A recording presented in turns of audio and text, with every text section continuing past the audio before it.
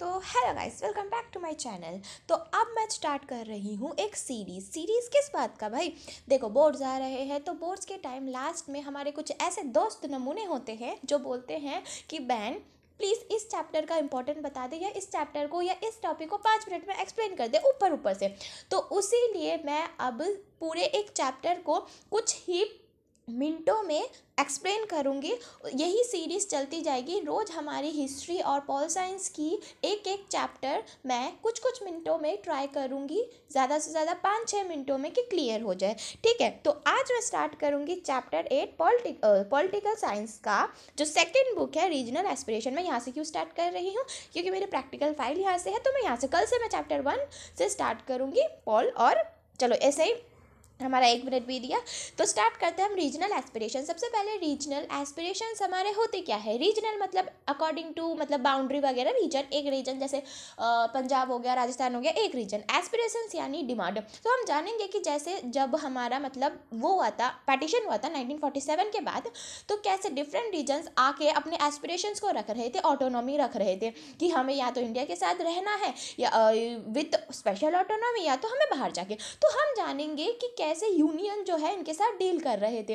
1980s के समय में बहुत सारे मूवमेंट हो रहे थे, आर्म्ड असर्शंस हो रहे थे अपना, और गवर्नमेंट जो है इनको रिप्रेस कर रही थी। तो इंडिया ने कहा, इंडिया में इस समय पे अप्रोच किया कि हमारे जितने भी रीजन होंगे, हम उनके सारे के सारे जितने भी एस्पिरेशंस हैं उनको हम देखेंगे, चाहे वो लिंग्विस्टिक ग्रुप्स का हो, चाहे वो ऑटोनॉमी का ही क्यों ना हो, हम उनको देखेंगे। ये नहीं बोलेंगे कि भाई हमें यूनिटी में रहना है तो हम तुम्हारा नहीं देखेंगे। इस समय पे बहुत सारे एरियाज ऑफ टेंशन थे। जम्मू कश्मीर था, फिर पंजाब हरियाणा था, छत्तीसगढ़, उत्तराखंड, जम्मू और बहुत सारे, झारखंड वगैरह। ठीक है, तो हम जानेंगे कि कैसे कैसे किस किस वे से और कहाँ कहाँ पे ऑटोनॉमी कैसे मिली है, और हमारे यूनियन ने मतलब गवर्नमेंट ने कैसे इन सब को डील किया है।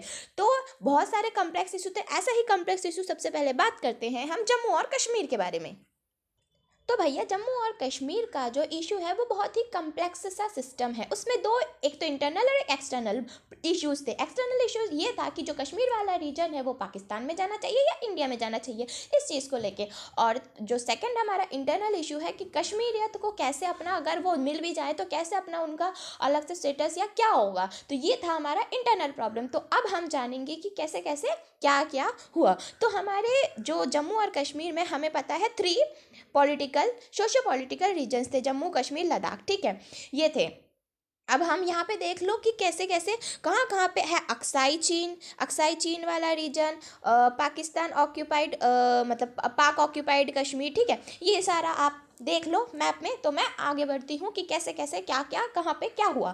ठीक है, तो सबसे पहले जो कश्मीर वाला रीजन था उसमें थे हिंदू रूलर हमारे हरि सिंह। और 1947 के पहले वो था एक प्रिंसली स्टेट्स, मतलब जिसमें ब्रिटिश और राजा एक साथ रूल किया करते थे, ब्रिटिशर्स का ज़्यादा चलता था।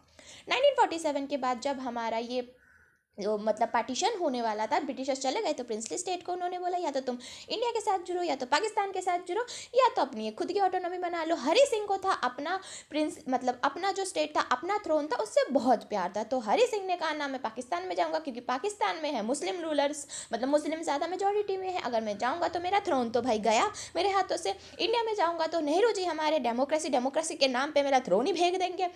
तो पाकिस्तान में बोल रहे थे कि जो कश्मीर वाला रीजन है, पहले मैं ये वाला बोलती हूँ कि जो कश्मीर वाला रीजन है भाई साहब, वो होता है वैली रीजन, जहाँ पे हिंदू जो है माइनॉरिटी में है और मुस्लिम मेजॉरिटी में है। तो पाकिस्तान बोलते थे कि जो कश्मीर वाला रीजन है हमारे पास होना चाहिए, क्योंकि वो मुस्लिम रीजन है। ऐसे ही कश्मीरी और बहुत सारे पॉलिटिकल एस्पिरेशंस उनमें थे।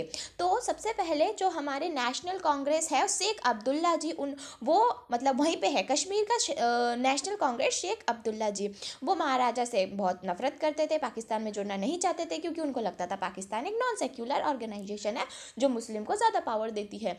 अब क्या हुआ, 1947 में पाकिस्तान ने ट्राइबल इन्फ्लेटर्स मतलब मतलब फोर्सेस भेजे कश्मीर में ताकि कश्मीर को वो इन्वेड कर ले, हमला कर दे। महाराजा के पास उतनी हिम्मत थी नहीं, उतने फोर्सेस थे नहीं, उनको ये भी डर था कि हमारी तो मुस्लिम मेजोरिटी है, कहीं पाकिस्तान के साथ जुड़ ना ले।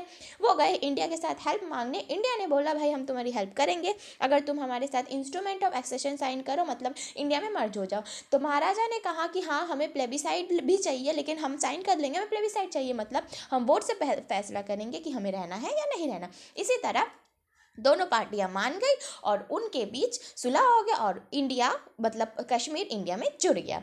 अब हम जानेंगे कि कैसे इंटरनल और एक्सटर्नल जो रीजंस थे क्या क्या थे। तो एक्सटर्नल रीजंस क्या थे कि जो फाइट हो रहा है उन दोनों के बीच एक्सटर्नल रीजंस क्या थे, देखो मैं बताता हूँ। देखो यहाँ पे जो ये पाकिस्तान ऑक्यूपाइड कश्मीर देख रहे हो, ये जो यहाँ पे लिखा है ये ग्रीन कलर में पाकिस्तान ऑक्यूपाइड कश्मीर, ये था आज़ाद कश्मीर जो पाकिस्तान वालों ने ले लिया था लाइन ऑफ कंट्रोल के ऊपर जो पाकिस्तान, और इंडिया वाले बोल रहे थे कि भाई तुमने इसको इलीगली ऑक्यूपाइड किया है, ऐसे कैसे हम दे दे तुमको। ये था एक्सटर्नल।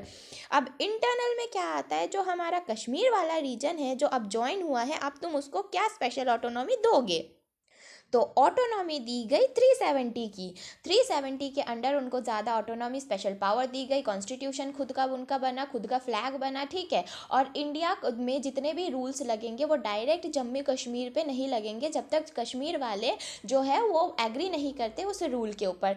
कुछ जो थे जो मतलब कुछ लोग थे जो 370 को अलाउ करते थे, कुछ कहते थे कि हमें नहीं चाहिए। तो सबसे पहले जो नहीं चाहिए होते वो बोलते हैं कि हमें एक फुल इंटीग्रेशन इंडियन यूनियन का फुल कॉन्स्टिट्यूशन में बनना है, हमें ये पूरा चाहिए, मतलब इंडिया में पूरा जुड़ना है, ठीक है, इसीलिए हमें ये नहीं चाहिए। तो इसीलिए जो मतलब वो लोग चाहते थे कि 370 ना हो और कुछ चाहते थे कि हो, लेकिन ये इनफ नहीं है क्योंकि तुमने तो एक तो हमारे प्लेबिसाइड नहीं करवाई है ना, और 370 के अंदर जितने भी प्रैक्टिसेस है जितना भी कुछ है तुम उसमें सारे के सारे जो डिमांड्स है वो प्रैक्टिस में नहीं आ रहे और ना ही हमें डेमोक्रेसी मिल रही है। 2019 में इस आर्टिकल को हटा दिया गया, जम्मू और कश्मीर को यूनियन टेरिटरी बना दी गई और लद्दाख को यूनियन टेरिटरी बना दी गई।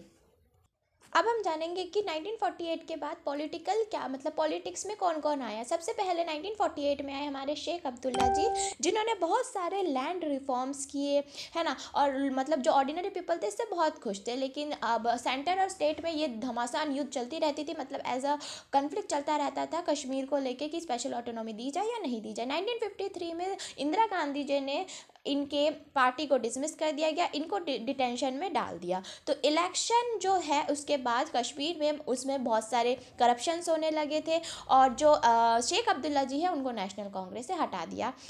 तो फिर अब क्या हुआ, 1974 में इन शेख अब्दुल्ला का इंदिरा गांधी जी के साथ एक एग्रीमेंट साइन हुआ, उसके बाद वो सीएम बन गए। जो डेमोक्रेसी का ट्रस्ट था कश्मीर में वो फिर से आ गया। 1977 में नेशनल कांग्रेस की जीत हुई इलेक्शन में बहुत ही अच्छे सीट्स से। 1982 में शेख अब्दुल्ला जी की डेथ हो गई और फारूक अब्दुल्ला उनके जो बेटे थे वो आ गए सीएम में, लेकिन उनको भी डिसमिस कर दिया गया जिसकी वजह से अब लोग बहुत गुस्सा थे। ठीक है, अब आएगा हमारा नेक्स्ट जो इंसर्जेंसी का टॉपिक है। तो ये है हमारे फारूक अब्दुल्ला जी। 1987 में जब असेंबली इलेक्शंस हुए फारूक अब्दुल्ला जी की बहुत अच्छे से जीत हुई है ना, वो नेशनल कांग्रेस के साथ अलायंस बना के ये जीत गए। लेकिन इससे क्या हुआ, उस टाइम पे जो पॉपुलर चॉइस मतलब कांग्रेस के साथ नहीं थी, तो उनको जो कश्मीर वाले लोग हैं उनको लगने लगा कि अब तो हम सेंटर के अंडर में आ रहे हैं, करप्शन हो रहा है, तो पॉलिटिकल क्राइसिस होने लगे और राइज ऑफ इंसर्जेंसी होने लगी। 1989 में मिलिटेंट मूवमेंट हुआ। जो कश्मीर वाले लोग हैं वो लोग अपना एक सेपरेट नेशन मांगने लगे, जिसकी वजह से जो पाकिस्तान है वो तो चाहता ही था भाई कश्मीर अलग हो जाए, तो उन्होंने भी मोरल सपोर्ट, मिलिट्री सपोर्ट और मटेरियल सपोर्ट उनको प्रोवाइड किया। अब इसकी वजह से प्रेसिडेंट का रूल लग गया वहाँ पे और 1990 से जो वायलेंस था वो और बढ़ गया। 1996 में फारूक अब्दुल्ला जी जीत गए ओरिजिनल ऑटोनॉमी से, लेकिन कोई माना नहीं। 2002 में फिर से इलेक्शन हुआ जो कि फेयर इलेक्शन हुआ, पीपल डेमोक्रेटिक ऑफ पार्टी बनी और कांग्रेस के साथ अलायंस बनी। तो हम इस पर देख सकते हैं कि सेपरेटिज्म और कितने सारे यहाँ पे पॉलिटिकल कॉन्सेप्ट्स है। कोई चाहता है कि इंडिपेंडेंस हो, इंडिया के साथ जुड़े, पाकिस्तान के साथ जुड़े, कोई कहता है कि अपना कुछ हो, मतलब अपना कोई इंडिपेंडेंट स्टेट बनाए। तो हम ऐसे ही देख सकते हैं जम्मू और कश्मीर का, जो कि अभी तक कुछ भी सॉल्यूशन नहीं हुआ है। ये हम और भी डिस्क्रिप्शन में पढ़ेंगे कश्मीर इशू में। तो अब हम जाते हैं पंजाब इशू।